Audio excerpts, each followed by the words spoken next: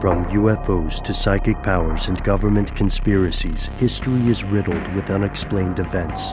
You can turn back now or learn the stuff they don't want you to know. A production of iHeartRadio.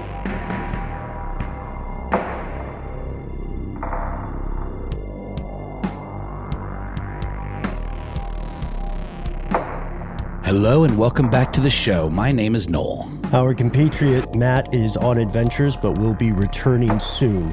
They call me Ben. We're joined as always with our super producer, Paul Mission Control Decant. Most importantly, you are here, and that makes this the stuff they don't want you to know. Longtime listeners, you know we've been at this for a while, and every so often, we run into an episode that we can't believe we haven't covered yet. One thing Matt pointed out a while back that I always love thinking about was that this show has become like one long conversation. So sometimes Matt, Noel, and I won't know if we've done an episode on something. We'll think we have because we've talked about it at length, just hanging out or on another episode or off air at our favorite local bar, right? And yeah, our favorite local bar, The Local. The Local, yes.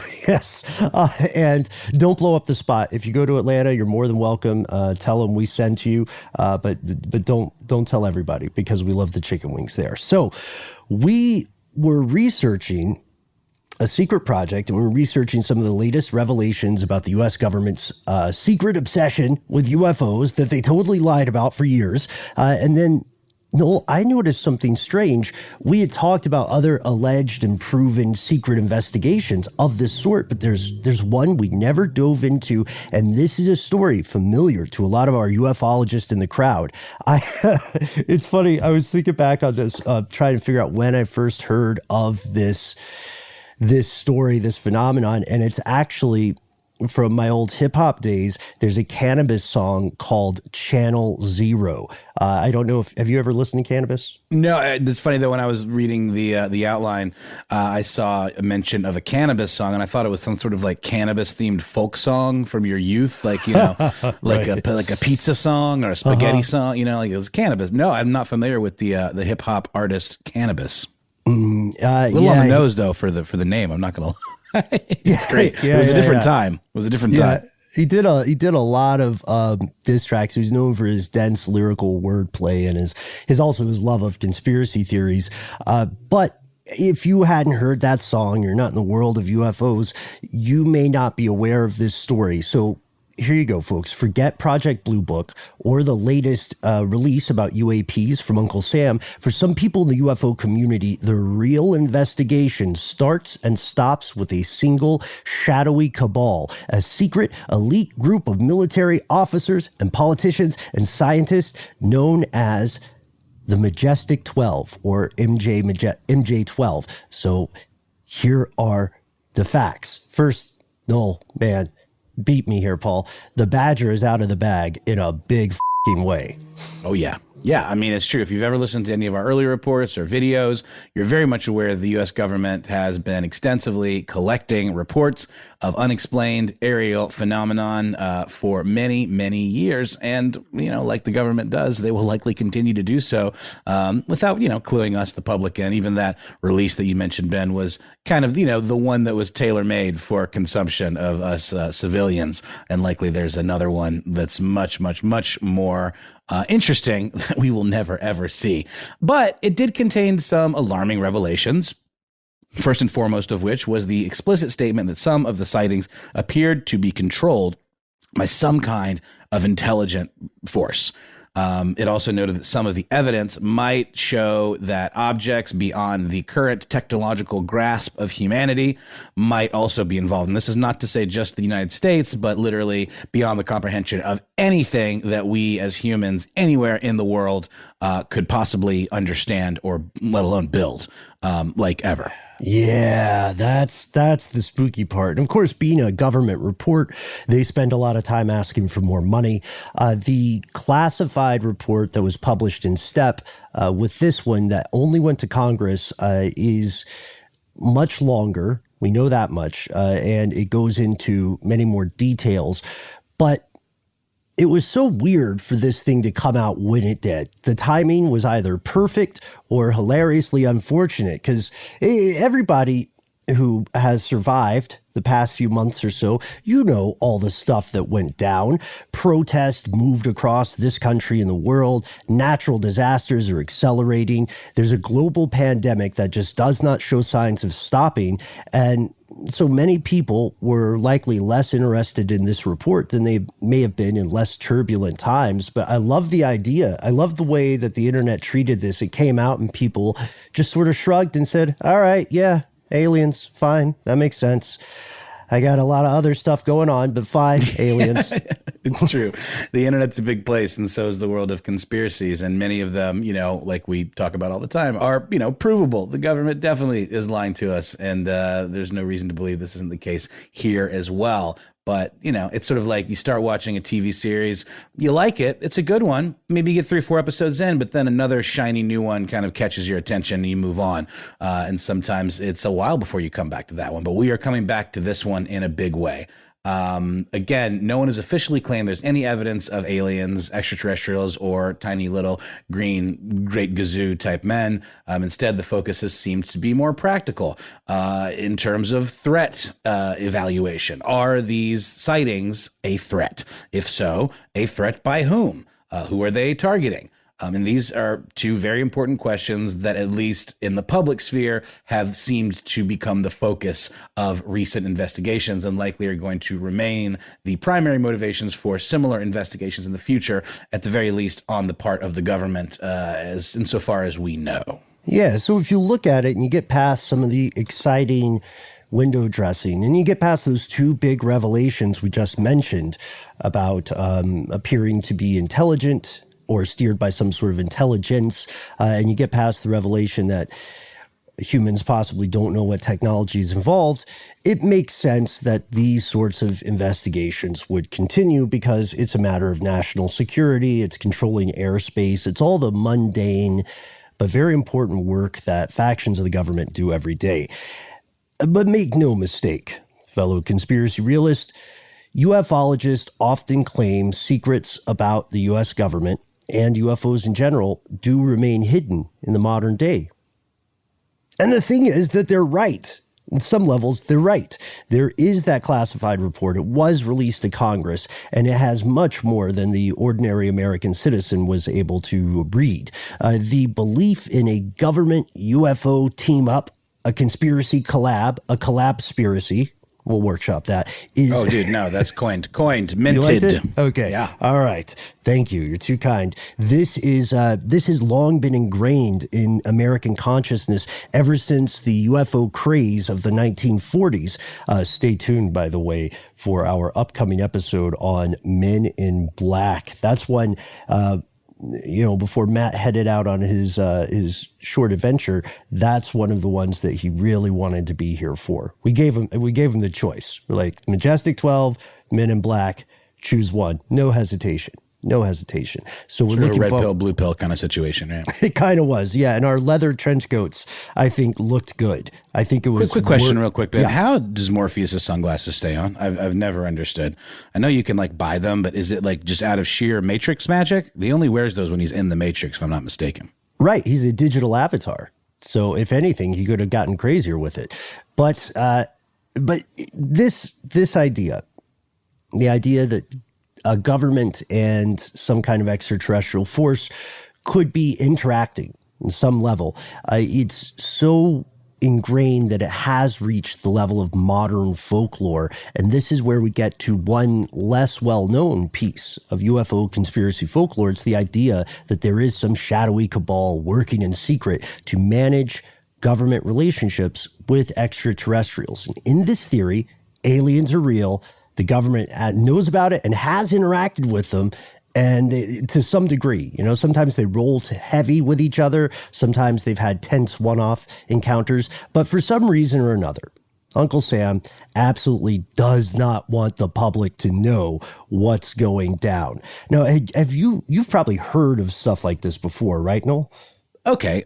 So this is a twofold question, I suppose. Like, have I heard of the existence of this group in particular? Yeah, I mean, I've definitely heard of it. You guys did videos on this before I was involved in the show to the degree that I am today. But of course, I mean, the notion that there is some group of, whether it be researchers or scientists that are behind the scenes working with and or against the extraterrestrials, whether this is a threat assessment situation or whether we are trying to harness, craft that have been recovered in a almost like the X-Files movie kind of way, or maybe like a Independence Day kind of way. Absolutely. I mean, this has, made its way, like you said, Ben, into the folklore of UFOs, which is a really great point that we talked about with Roderick Martin, the idea of UFOs being kind of modern day folklore. Oh, yes. Yeah, very much so.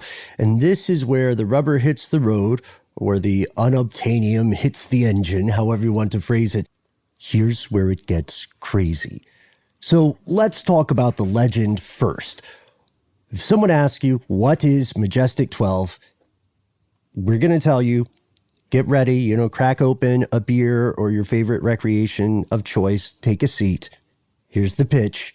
Majestic 12 is a code name for a top secret committee that was formed in 1947 to advise on the recovery of alien spacecraft, the best ways to investigate them, and how, perhaps most importantly, to reverse engineer that technology. That's right. Also, the president is involved. He knows about this, again, in the framework of this conversation. They also gave the president advice on how to handle interactions with extraterrestrials, how to generate a cover-up, to explain away all of these UFO sightings, and potentially how to do a kind of slow reveal of the truth to the public so as not to cause panic, or alarm. Yeah, this sort of thing, this shadowy think tank, is supposedly so secret, like above what you would consider top secret, above the idea of compartmentalized information. Apparently, it is so off the books that the people involved, and we'll talk about them in a little bit, despite being prominent scientists, public figures, politicians, lauded military officials, not a one of them ever spoke about this during their entire lifetime. And according to some theories, MJ12 continues today, and it's continuing as kind of a hybrid between a secret society and a brain trust. I mean, by this point, if it's still around, they might even have like a few aliens in the squad. They might have had some new hires, Well, sure. I mean, this is sort of, is this not kind of partially the prototype for the idea of the Men in Black? I know that's its own thing, but it's a similar kind of posse. It's like the idea that, the Men in Black in the movie, they had aliens that were friendlies that would hang out in the lab, And they had a registration system, they had certain laws. So if this is a real thing, it would be so huge that it's tough to imagine how it could be kept secret. And given, let's just assume that it's true and it's real. If it's such a hush-hush secret organization, then how on earth or in space are we able to talk about it on a podcast today? We're going to pause for a word from our sponsors, who may or may not be aliens, and then we're going to start cracking down and breaking apart the mystery of MJ12.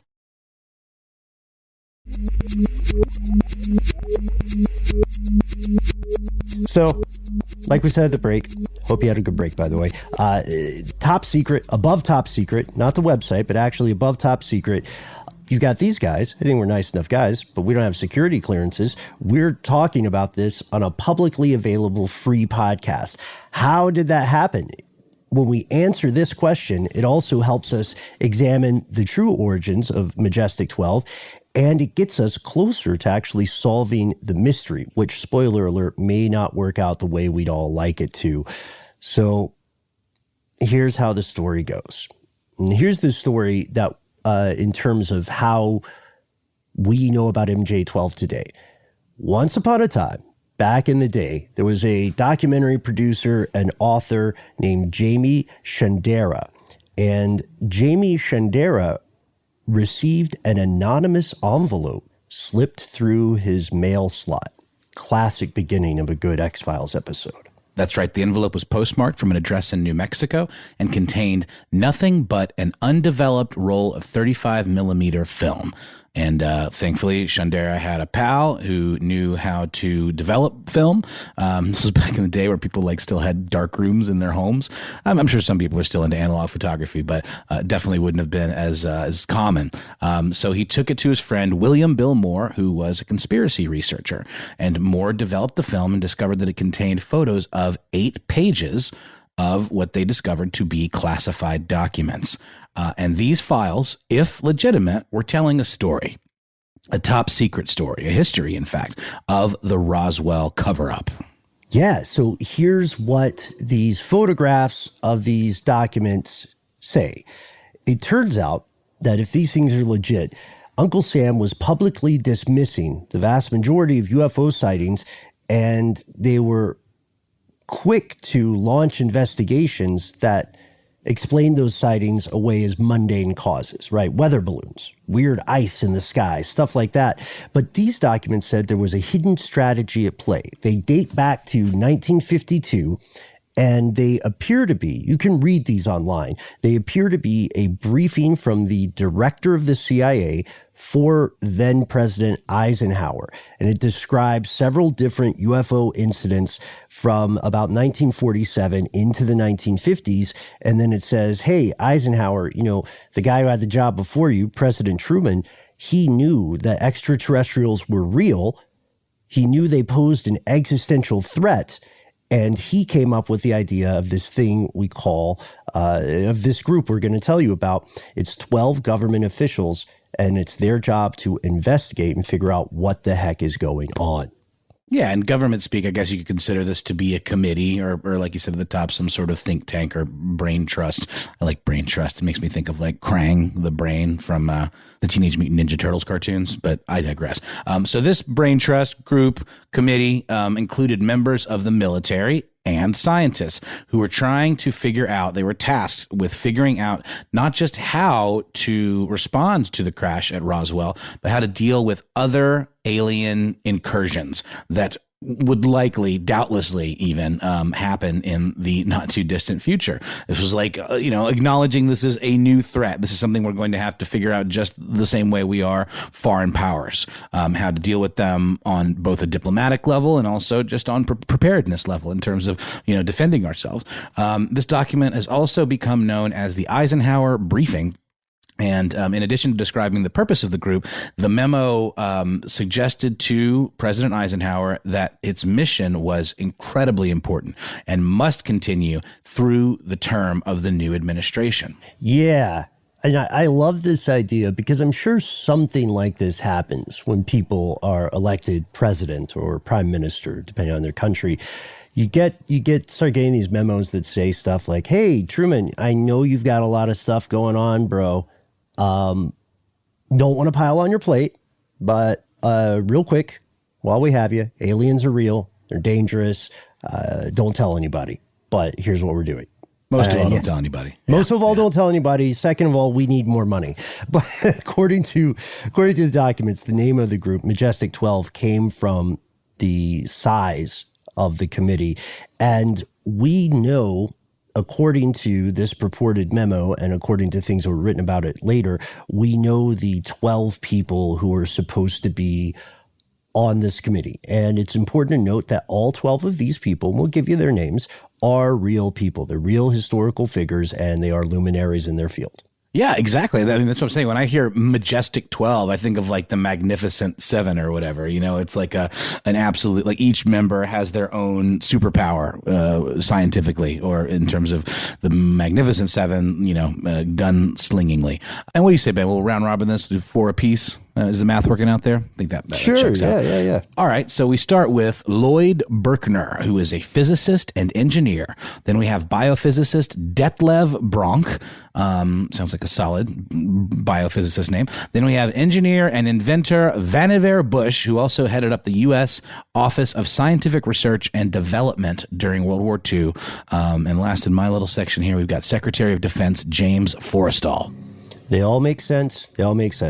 Next, we've got a longtime government official and lawyer named Gordon Gray. He's one of those behind the scenes guys in the world of defense and national security. Then we've got the director of the Central Intelligence Agency, Roscoe H. Hillenkoetter. He would later go on to become a board member of the National Investigations Committee on Aerial Phenomena. So that's a really interesting link for people who I gotta say, Ben, this. as far as names go, Gordon Gray kind of drew the short straw. He's like the least interesting name out of all of these. His job is not to be publicly interesting, though. 100% true.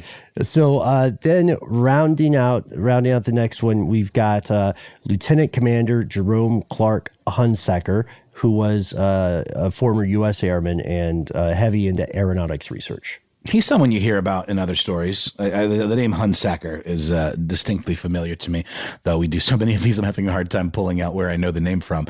Next, we have theoretical astronomer and astrophysicist Donald H. Menzel, or Menzel perhaps, Lieutenant General Robert M. Montague, Rear Admiral Sidney Sowers, who was another director of Central Intelligence, USAF General Nathan F. Twining, and finally, USAF General Hoyt Vandenberg. So those are the 12. Paul, cue some music for us there. Something that sounds, a little Ennio Morricone. Perfect. Mission Control, folks, he's a magician. So these are the 12 designated members as described in these various documents and things written about it. But what we'd like to do now is look at some of the facts. And these are still crazy facts. First, if this is true, it would be absolutely stunning news for any number of reasons. First, it would be an indication, at least, that the U.S. government believes it has encountered the most important point in human evolution since humans started being humans.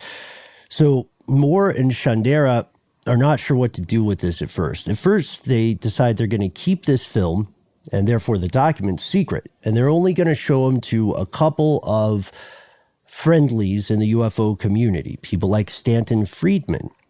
And then Friedman and Shandera and Moore would all later go on to say, hey, we were getting these anonymous phone calls that were directing us to discover other additional documents, including something called the Cutler Twining memo. And they say, we think this is another thing that confirms the existence of Majestic 12. So from their perspective, this can lead to good research, due diligence, checking sources.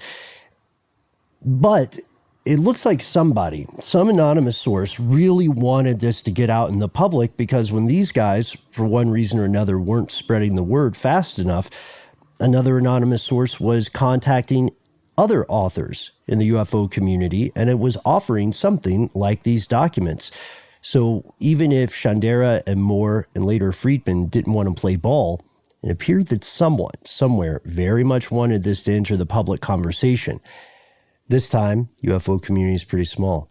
People talk to each other, so rumors about these documents spread. Little hints, implications, and more people are coming to these three guys and they're asking them for evidence. Whether accidental or orchestrated, the leaks began.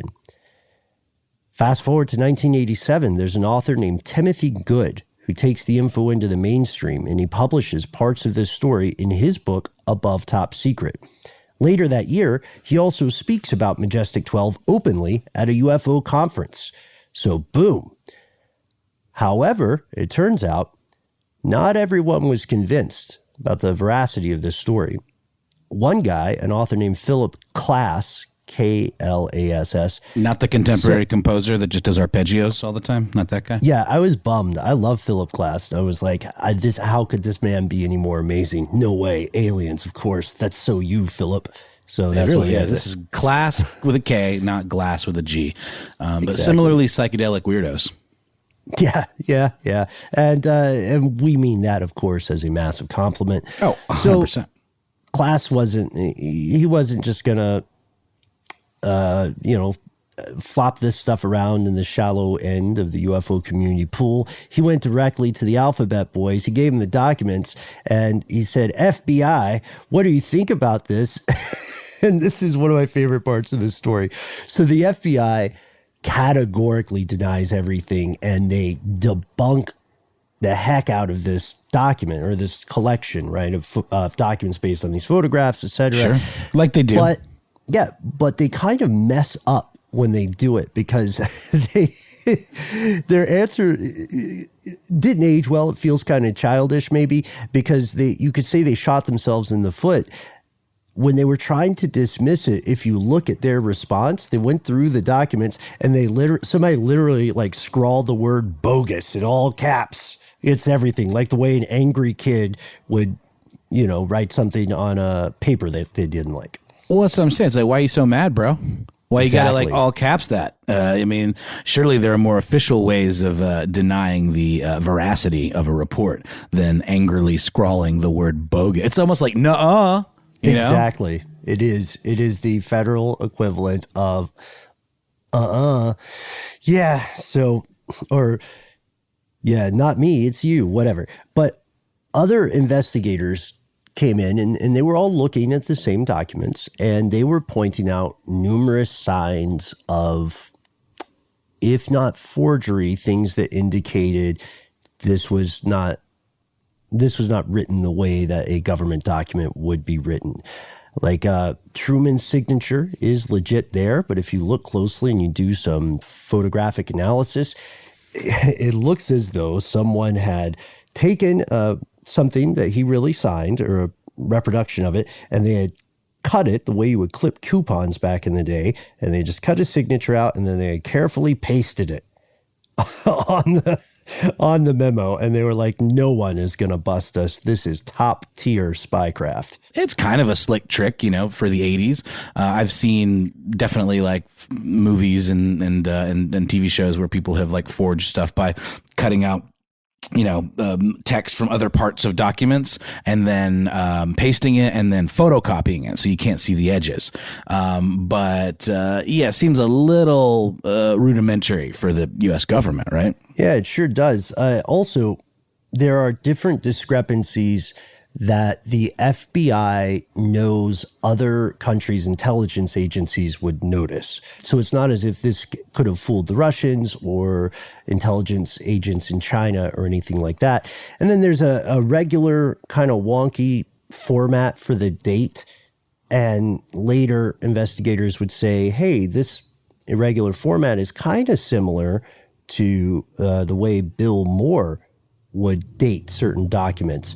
So already there's a lot of division about the provenance of this information, and this is where people start to get a little bit more freaked out.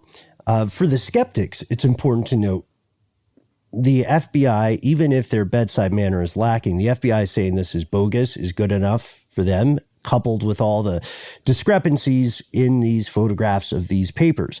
But then for people who are more on the hardcore UFOs are real side, this is how cover-ups happen. The truth is eroded over time, and then the Overton window of the conversation shifts, and soon enough it ends up being buried.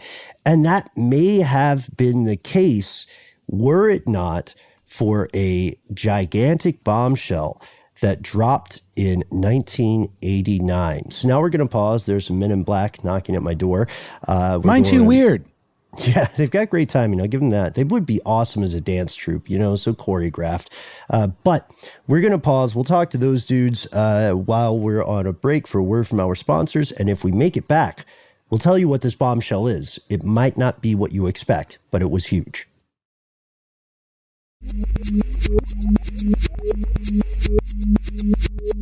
And we're back. Ben, I have a weird hole in my memory for some reason. I don't really remember anything today before what's happening right now. That's fine, right? Who are you? It doesn't matter. The bombshell, though, right? It says it right here on the page. There's a bombshell. Okay. That gets dropped in 1989. It's coming back to me a little bit. Why do I have a signed picture of Will Smith? Okay. He's a national treasure.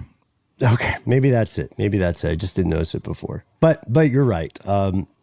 We are slowly recovering our faculties now. And so we do remember enough about life before that ad break to tell you that, yes, a bombshell dropped in 89, as you said, Noel, but it was not the one ufologists were hoping for.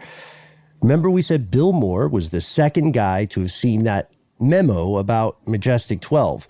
He went to a MUFON conference, and MUFON, again, like we talked about with Roderick Martin, MUFON is the world's largest civilian UFO monitoring investigation body. So Bill Moore is at MUFON, and he says, I have been actively involved in a conspiracy, folks.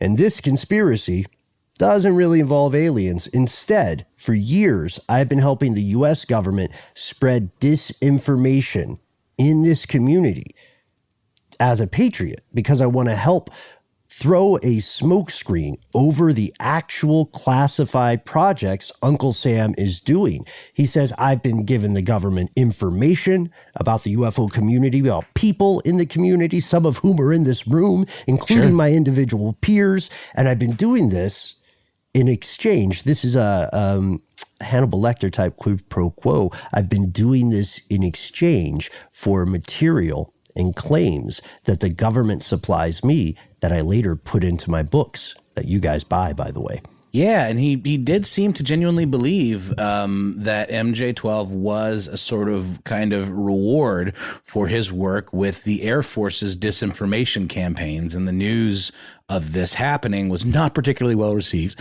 and Moore soon left the UFO community in disgrace. And these are all pretty cooperative, kind people in the UFO community for the most part. We've definitely hung out with some of them, and they all seem to really take this kind of bond seriously. They treat each other like family. So to be ousted in that way, that would require quite a pretty big transgression, don't you think? Oh, absolutely. I mean, it's an act of betrayal, and regardless of what circles you move in, that kind of betrayal usually doesn't land well with people.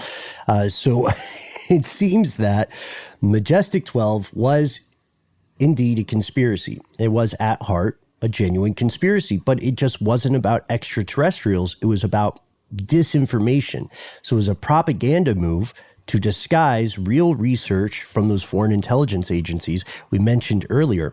If this is the case, and fellow conspiracy realist, the evidence overwhelmingly indicates it is, then that means this conspiracy was successful. In fact, it was much more successful than its original authors could have ever imagined. MJ-12 is a hot topic of conversation in UFO forums today. It's often just treated as accepted fact. And people will just say, oh yeah, well, after 1947, they got the brain trust together, and those guys, or some iteration of them, have been in charge of this topic ever since. And in defense of the original ufologists, the ones who got, the guy who got the manila envelope, the people who he shared this story with, et cetera, with the exception of Bill Moore, they genuinely seem to believe the story is true. So they don't, from their perspective, they're not running a disinfo or psyop, you know what I mean? A campaign of any sort. They are acting in good faith. Yeah, and the story, many of you who know about this probably know the story has been debunked over and over again, even within, UFO enthusiast circles. But there's something, it's got a little something to it that just makes it sort of hang around. And I'm wondering what you think, Ben, might be the reason that this does continue to circulate in the UFO community to this day, even though it's been so, unilaterally kind of shut down. Yeah, that's the thing. I posit that we can find the answer to MJ-12's continuing popularity. We can find it in part in a version of what Emily Dickinson would have called a slanted truth. Of course, Emily Dickinson, the famous poet who said, tell the truth, but tell it slant. So the MJ-12 forgery does appear to A, be a forgery, and B, describe a fictional group. But what it describes could very much be a real thing, because this group is described as functioning very much like another kind of real, sometimes secretive genre of organization, the think tank. like RAND or the Carnegie Endowment for International Peace. That's the oldest modern think tank, started in 1910. They're still kicking it today. Think tanks are a deeply entrenched part of Washington's corporate political structure, and they do not need aliens to be dangerous. That's right, because as many critics of think tanks point out, these institutions often tend to be more concerned with the views of their incredibly wealthy and influential donors, which consist of individuals and corporations who are also now considered and treated politically like individuals. And it's in the same way lobbyists are a thing. Think tanks are often intended to sway public perception. So, if you have enough scientists in a room saying the thing that makes your corporation look like the good guy, then people do tend to believe scientists. And this is no disparagement on the scientific community, but we know there are certain scientists that maybe have fewer scruples than others, ones that maybe work for big oil companies, or like geologists that do, work on fracking and drilling operations that are ultimately very, very bad for the environment. But good for their pockets. And again, this is no shade on anybody that takes a job. Maybe I can't walk that back. Maybe it's a little bit of shade, but then there are scientists who are just, the truth is the only thing that matters. And I refuse to be the puppet of some wealthy donor or organization. But that's kind of what think tanks are. Now there are good think tanks, right, Ben? I mean, that's not to say there aren't think tanks that are actively out to sway public perception in a direction that is good, for the greater good, not just these wealthy individuals and organizations, right? Yeah, that's correct. It's similar to like a don't let one bad apple ruin the bushel kind of thing. But the fact of the matter is that money does talk, and there can be clear conflicts of interest with think tanks, and they can have a big effect on policy for good or for ill. And so with this in mind, these actual conspiracies that we've named, honestly, it might be a relief for something like Majestic 12 to go public.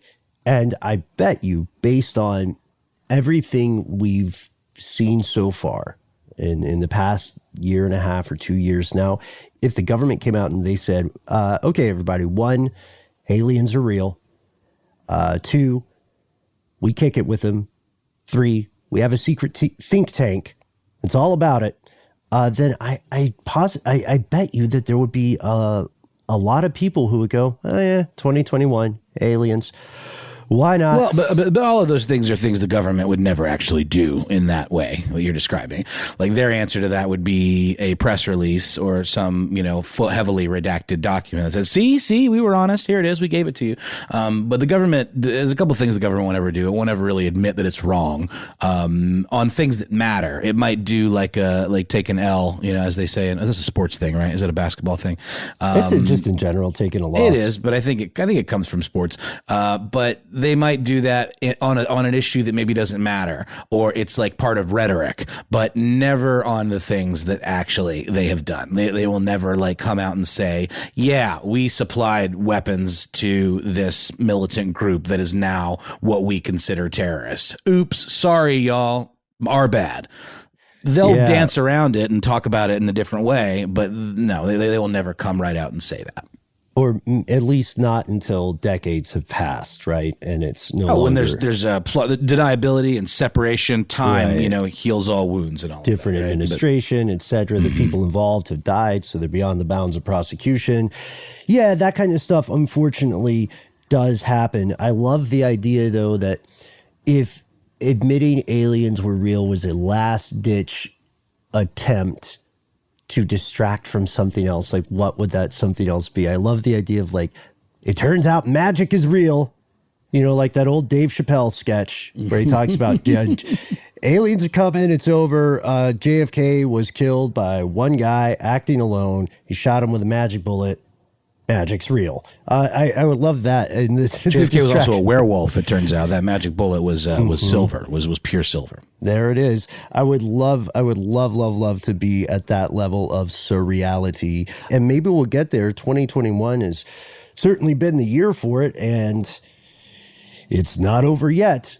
But today's episode we're drawing to a close. It's always a little bit of a bummer maybe when we have to bring critical investigation to these stories, because again, we want them to be true. It would be amazing. We want there to be magic in the world. Yeah, we want to believe. But it would be unethical of us to not follow the truth where it leads. So if you have any evidence that you think can prove the existence of Majestic 12 or something like it, with all the implications that existence would carry with it, then we would love to hear from you.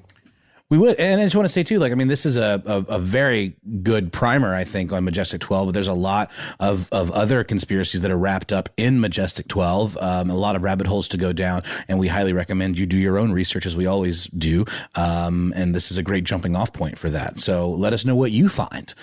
You can find us on the internet in all of the usual social media places of note: Facebook, Twitter, and YouTube, where we are Conspiracy Stuff. We're Conspiracy Stuff Show on Instagram. Yes, and if you don't sip the social meds, if you're going off the grid and you're like, I have one way I will contact people, it's using a telephone. I found the one payphone that's still standing in my neck of the global woods. Then never fear, you can call us as well. We have a phone number. It is 1-833-STDWYTK. You've got 3 minutes. Those 3 minutes belong to you and no one else. Tell us your name. Give yourself a sick moniker, sick nickname. Tell us what's on your mind. Let us know if we can use your voice and or message on air. And perhaps most importantly, don't feel like you have to edit yourself. Folks, if you have a story that needs more than 3 minutes, you don't have to keep pushing quarters into the phone to call us. You can write the story out in full, give us links, give us photos, any supporting evidence you have. We read every email we get, and we'd love to hear from you. Send all that stuff to us where we are. Conspiracy@iHeartRadio.com.